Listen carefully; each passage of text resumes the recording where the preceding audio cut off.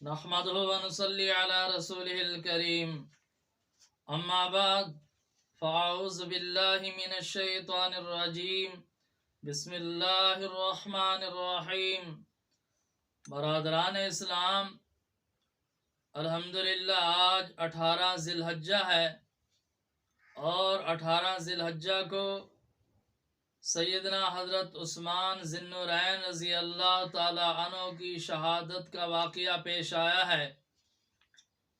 اسی مناسبت سے آپ رضی اللہ تعالی عنہ کی شہادت کے واقعے کو آگے بڑھاتے ہوئے آپ کے سامنے حضرت عثمان رضی اللہ تعالی عنہ کا وہ خطبہ بیان کیا جائے گا جو شہادت سے پہلے ارشاد فرمایا۔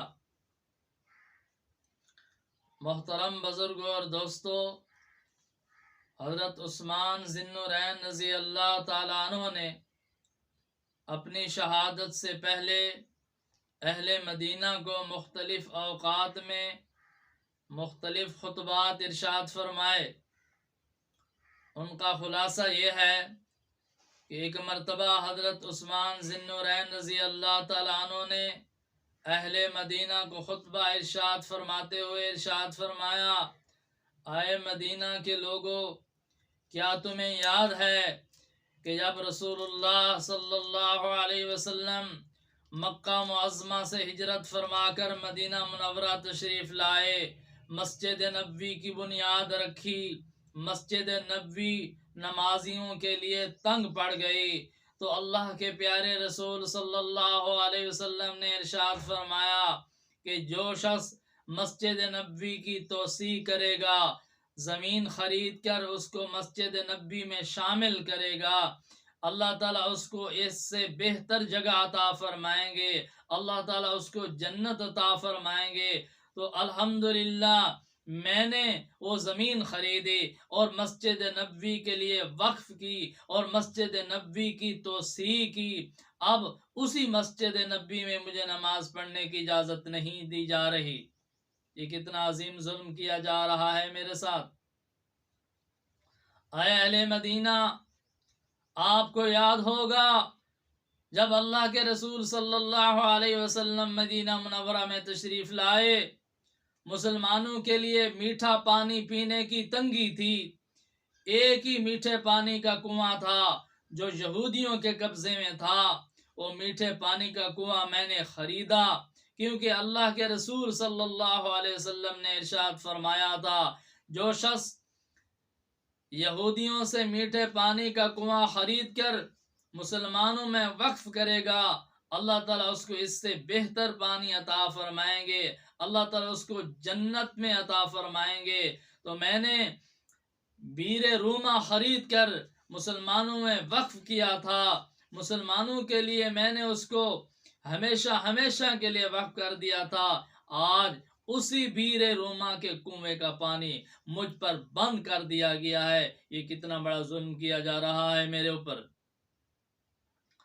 اور پھر ارشاد فرمایا، اہل مدینہ، آپ کو یاد ہوگا جب رسول اللہ صلی اللہ علیہ وسلم نے جیش العسرہ کے لیے چندہ کی ترغیب دی، تو میں نے جنگ تبوک کے موقع پر جیش العسرہ کے لیے بہت سارا ساز و سامان خدمت میں پیش کیا اور اس لشکر کو میں نے ساز و سامان سے مزین کر دیا۔ اللہ کے رسول صلی اللہ علیہ وسلم مجھ پہ خوش ہو گئے اور مجھے بشارتیں سنائیں کہ آپ کو یاد نہیں ہے۔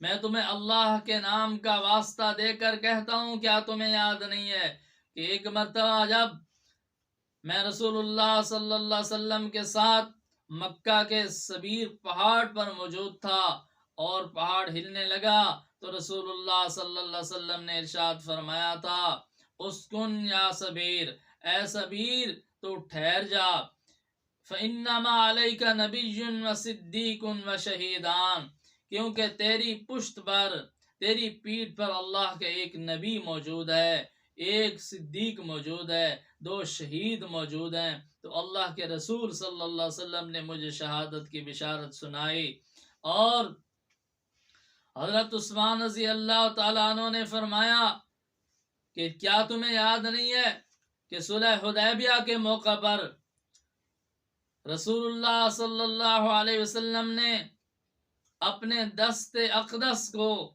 میرا ہاتھ قرار دے کر بیعت میں شامل فرمایا، میری طرف سے بیعت فرمائے کہ آپ کو یہ بیعت یاد نہیں ہے؟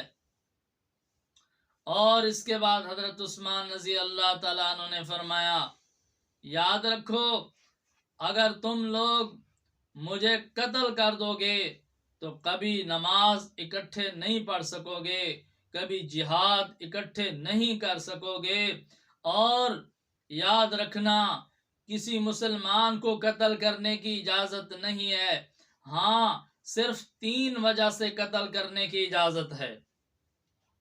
پہلی وجہ یہ ہے اگر کوئی مسلمان مرتد ہو جائے، اسلام چھوڑ کر کوئی دوسرا مذہب اختیار کر دے تو اس کے لیے اسلامی قانون ہے کہ مرتد کی سزا قتل ہے، اس کو قتل کرنے کی اجازت ہے۔ اور دوسری وجہ یہ ہے کہ اگر کوئی مسلمان کسی دوسرے مسلمان کو ناحق قتل کرے، ظلماً قتل کرے، اور اس پہ شہادت مکمل ہو جائے تو اسلامی حکومت کو اختیار حاصل ہے کہ اس کے بدلے میں اس قاتل کو جس نے ناحق قتل کیا ہے قتل کرنے کی اجازت ہے۔ اور تیسری وجہ یہ ہے کہ اگر کوئی مسلمان شادی شدہ ہو اور زنا کرے اور زنا کے گواہ مکمل ہو جائیں، شہادت مکمل ہو جائے، تو اس کو بھی شرعی عدالت کے فیصلے کے مطابق، اسلامی قانون کے مطابق قتل کرنے کی اجازت ہے۔ اور یاد رکھیں ان 3 وجوہات میں سے میرے اندر کوئی وجہ نہیں پائی جاتی۔ یاد رکھیں جہاں تک مرتد ہونے کا سوال ہے تو میں کبھی مرتد نہیں ہوا، میں اب بھی توحید و رسالت کی گواہی دیتا ہوں۔ اشہد ان لا الہ الا اللہ وحدہ لا شریک لہ واشہد ان محمدا عبدہ ورسولہ۔ اور دوسری وجہ جہاں تک ناحق قتل کرنے کا سوال ہے تو میں نے آج تک کسی مسلمان کا ناحق خون نہیں کیا، کسی کو ناحق قتل نہیں کیا۔ اور تیسری وجہ رہ گئی زنا کرنے کی، تو یاد رکھیں زنا تو بہت بڑا جرم ہے۔ الحمدللہ میں نے تو زمانہ جہلیت میں بھی زنا نہیں کیا، زمانہ جہلیت میں بھی اللہ تعالیٰ نے میری زنا سے حفاظت کی ہے، میں قریب نہیں گیا۔ تو تم مجھے کس لیے قتل کرنا چاہتے ہو؟ تمہارے پاس مجھے قتل کرنے کا کوئی جواز نہیں ہے۔ اگر تم نے مجھے قتل کر دیا تو یاد رکھو پھر کبھی اکٹھے نماز نہیں پڑھ سکو گے، پھر کبھی اکٹھے جہاد نہیں کر سکو گے۔ حضرت عثمان رضی اللہ تعالیٰ عنہ اپنی شہادت سے پہلے یہ خطبات ارشاد فرماتے رہے، لیکن باغیوں پر کوئی اثر نہ ہوا اور شہادت کا واقعہ پیش آ کے رہا۔ اور حضرت عثمان رضی اللہ تعالیٰ عنہ نے شہادت کی کیسے تیاری کی اور کیسے جام شہادت نوش کیا، انشاءاللہ اگلی مجلس میں بیان کیا جائے گا۔ آپ حضرات توجہ سے سنیں گے تو انشاءاللہ بہت فائدہ ہوگا۔ اللہ تعالیٰ ہم سب کو حضرت عثمان رضی اللہ تعالیٰ عنہ کی فضیلت کا احترام کرنے کا اور قدر کرنے کی اور سیرت طیبہ پر عمل کرنے کی توفیق عطا فرمائیں۔ وآخر دعوانا الحمدللہ رب العالمین۔